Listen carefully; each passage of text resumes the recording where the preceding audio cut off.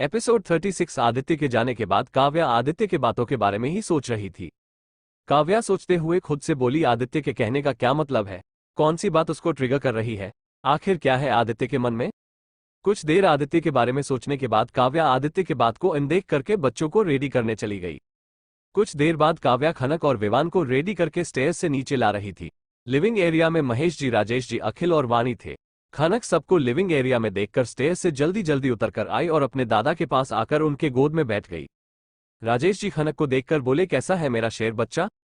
खनक जवाब देते हुए बोली, दादाजी एकदम मस्त। उसके बाद खनक अखिल को देखकर बोली, बड़े पापा आपने मेरी ड्राइंग बनाए?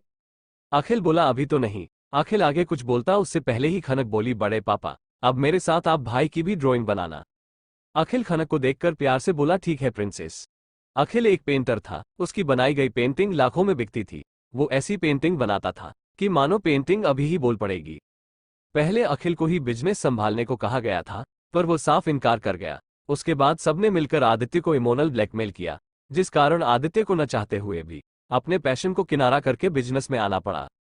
लेकिन आज भी उससे डॉक्टरी नहीं छूट पाई। मौका मिलते ही आदित्य अपने पैशन की ओर दौड़ पड़ता है। वाणी खनक को राजेश जी के गोद से लेते हुए बोली, मेरे बच्चा कितना प्यारा लग रहा है। वो खनक के चेहरे पर थू थू करते हुए बोली, किसी की नजर न लगे। खनक अपना चेहरा अपनी नन्ही हथेलियों से साफ करते हुए बोली, छी छी बड़ी माँ, आपको भी अब स्कूल जाना चाहिए। वाणी बोली, किस लिए? खनक बोली, तभी तो आप सीखोगे। थूक बिगना गलत बात है। ये सुन राजेश जी, महेश जी और अखिल के फेस पर स्माइल आ गई। काव्या खनक की बात सुन अपना सर पीट लेती है। विवान खनक के देखकर बोला, खनक तुम सच में एक नंबर की बोतल हो, तुम्हें तो पता ही नहीं है कि क्या बोलना चाहिए। खनक विवान से बोली, भाई एक डाउट है, पूछूं? विवान बोला, पूछो। खनक बोली, बोतल का काम पानी भरना है ना, तो आप मुझे बोलने के लिए बोतल नहीं कह सकते, पीने के लिए आप बोतल कह सकते हो, आप मुझे कुछ और बोल सकते हो। विवान अपना सर पीटते हुए कहा, तुम बोतल नहीं हो, तुम एक नंबर की ढक्कन हो। खनक बोली, अब ठीक है। ये सुनकर सबके फेस पर हंसी आ गई। काव्या बोली, तुम दोनों फिर से शुरू हो गए। अपनी ममा को डांट सुन दोनों एकदम चुप हो गए। उन दोनों को एकदम चुप देख फिर सबके फेस पर स्माइल आ गई। उसके बाद काव्या और वाणी किचन में चली गई। विवान और खनक अपने दादा बड़े पापा के पास बैठकर अपने लंदन के किस्से सुनाने लगे। पहले तो विवान उनसे बात करने में हिचकिचा रहा था, पर कुछ देर बात करने के बाद वह भी अपनी फैमिली के साथ कंफर्टेबल हो गया। विवान को सबसे अच्छा अपने बड़े दादा से बात करना लग रहा था। किचन में जाकर वाणी काव्या को देखकर बोली, काव्या अगर तुम्हें खाना बनाने नहीं आता तो कोई बात नहीं, तुम सिर्फ मीठा बना देना और उसमें मैं तुम्हारी मदद कर दूंगी। मीठा बनाकर तुम रस्म कर देना, बाकी का सारा खाना मैं बना दूंगी। काव्या बोली, भाभी आप फिक्र मत कीजिए, मुझे अब कुछ बनाने आता है। जब मैं भाई और पापा रहते थे तो हम और पापा मिलकर ही खाना बनाते थे, इसलिए मुझे तो बहुत अच्छे से खाना बनाने आता है। गौरव भैया को नहीं आता है। खाना बनाने के लिए पापा कहते रह गए, लेकिन उनको आया कुछ नहीं। पापा जब ऑफिस से आते थे तो मैं अकेले खाना बना रही होती थी। इस समय भैया बहुत डांट खाते थे। मैं छोटी होकर खाना बना रही हूँ और वो आराम कर रहे हैं। कभी कभी डांट से बचने के लिए जब देखते थे पापा आ गए तो झट से मुझे साइड करके खुद खड़े हो जाते थे और फिर भी पाकरे जाते थे। इस बार डांट तो पहले से भी ज्यादा पड़ती थी। काव्या के बात पर वाणी मुस्कुरा दी। वाणी काव्या से कहती है, पता है जब मैं इस घर में आई थी यहाँ पर एक भी लेडी नहीं थी, नौकर भी सब जेंट्स ही थे। मुझे तो यहाँ बहुत अजीब लग रहा था। मैं तो ठहरी गर्ल्स अनाथ आश्रम में पली बारी, लेकिन धीरे धीरे आदत हो गया। मेरी तो कोई रस्म भी नहीं हुई थी, सबकी लाइफ उथल पुथल थी। पर अब पापा जी और छोटे पापा जी की लाइफ तो रूटीन से हो गई। अखिल और आदित्य की लाइफ आज भी पहले के जैसे ही है, बिना ट्रैक के दौड़ रही है। काम के चक्कर में ये तो टाइम पर खाना भी नहीं खा पाते। इसी तरह काव्या और वाणी बात करते करते सारा खाना भी बना ली और पता भी नहीं चला। कुछ देर बाद आदित्य स्टेयर्स से नीचे आ रहा था। उसकी नजर विवान पर पड़ी, जो बड़े ही प्यार से सबसे बात कर रहा था और मुस्कुरा रहा था। विवान को इस तरह देख आदित्य खुद से मन में बोला, पता नहीं मुझ में कटे लगे हैं क्या? मेरा बेटा मेरे अलावा सबसे अच्छे से बात करता है। मेरे बेटे मुझसे इतना गुस्सा है कि बात करना तो दूर की बात है, मेरी ओर ठीक से देखता भी नहीं है। बेटा मैं क्या करूं कि तुम मान जाओ? इतना सोचते ही आदित्य का मन उदास हो गया। आदित्य बाहर जाने लगा। अपने पापा के बिना खाए जाता देख खनक बोली, डैड, और दौड़कर आदित्य के पास आकर बोली, मुझे उठाओ डैड। आदित्य भी अपनी बेटी को गोद में उठकर बोल, क्या हुआ? खनक प्यार भरी अपनी खनकती आवाज में बोली, डैड क्या आप कहीं जा रहे हो? आदित्य बोला, हाँ बेटा ऑफिस। खनक बोली, आप हमारे साथ ब्रेकफास्ट नहीं करोगे? आदित्य बोला, सॉरी बेटा, आज डैड के इंपॉर्टेंट वर्क है, नहीं तो डैड अभी अपनी खनक के साथ खाने से मना कर सकते थे। कल मैं आपके साथ ब्रेकफास्ट लंच डिनर सब करूंगा। ओके। खनक बोली प्रॉमिस कीजिए। आदित्य बोला प्रॉमिस। उसके बाद आदित्य खनक को उतार कर निकल गया। आदित्य को ऐसे जाते देख काव्या का मन उदास हो गया। काव्या को उदास देख वाणी बोली तुम चिंता मत करो, आदित्य ऑफिस में ब्रेकफास्ट कर लेगा।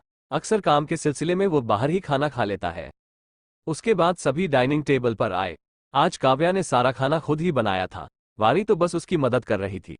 वाकई में खाना बहुत टेस्टी बना था।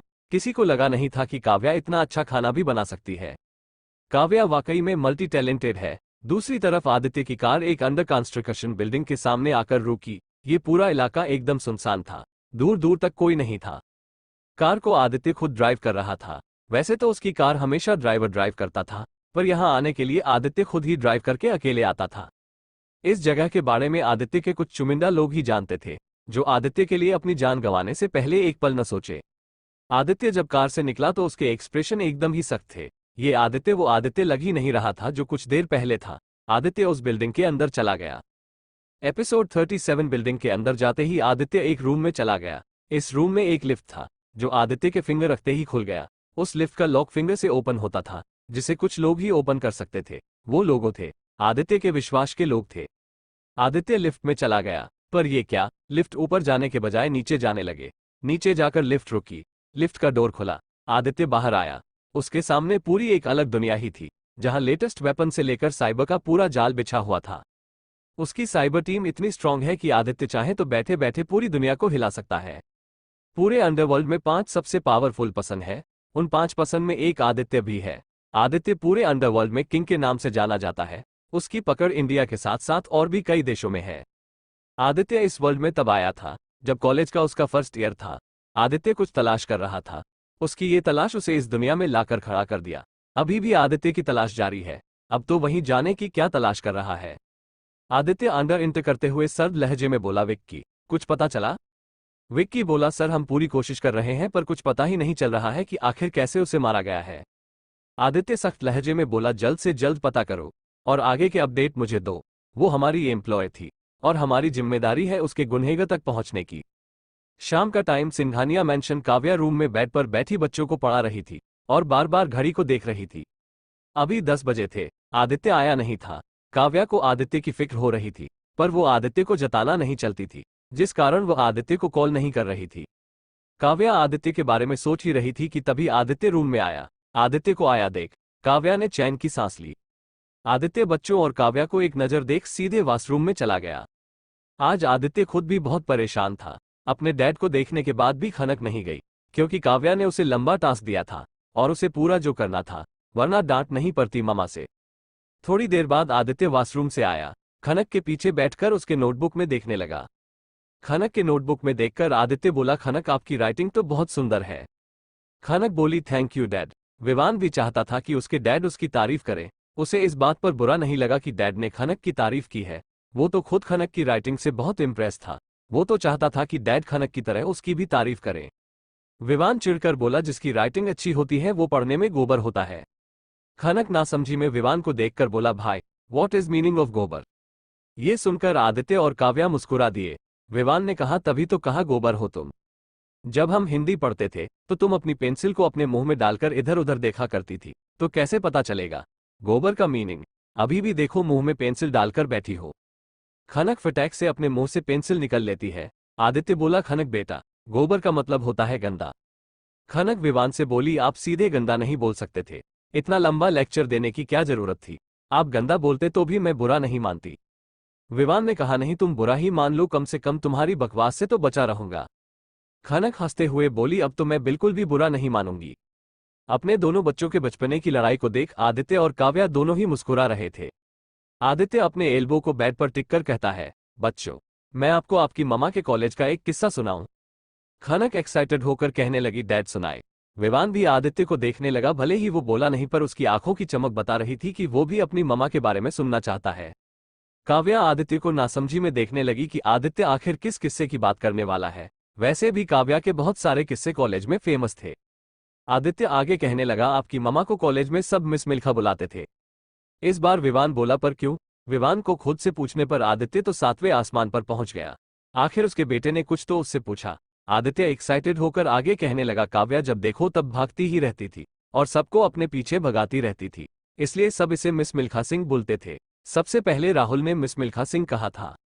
ये बोलते ही आदित्य और काव्या दोनों के फेस पर स्माइल आ गई। आदित्य आगे बोला, काव्या के जोक, उसकी बातें, उसकी इंटरेस्टिंग कहानी, इसके बोलने का अंदाज, इस पर तो पूरा कॉलेज फैन था। स्टूडेंट काव्या की बात सुनने के लिए अपना लेक्चर छोड़ देते थे। एक बार तो क्या हुआ, तुम्हारी मामा एक लेक्चर दे रही थी, उसी टाइम प्रोफेसर मिश्र अपना लेक्चर लेने क्लासरूम में आए। काव्या आदित्य को इशारे से कुछ नहीं कहने को कह रही थी, पर आदित्य काव्या को देखकर उसे इग्नोर कर देता है, जिससे काव्या उसे गुस्से से घेरने लगती है। आदित्य काव्या के एक्सप्रेशन को इग्नोर करके आगे कहता है। प्रोफेसर जैसे ही रूम में आए, वहां का नजारा देखकर उन्हें इतना गुस्सा आया कि वो सीधे ग्राउंड की ओर भागे। ग्राउंड में काव्या बेंच पर और सारे बच्चे नीचे हरी घास पर बैठे थे। काव्या कुछ बोल रही थी और स्टूडेंट्स उसकी बात सुन रहे थे। इस नज़ारे को देख प्रोफेसर मिश्र का पारा चढ़ गया। वो गुस्से में वहीं पर ही छड़ी उठाकर चीखते हुए बोले, काव्या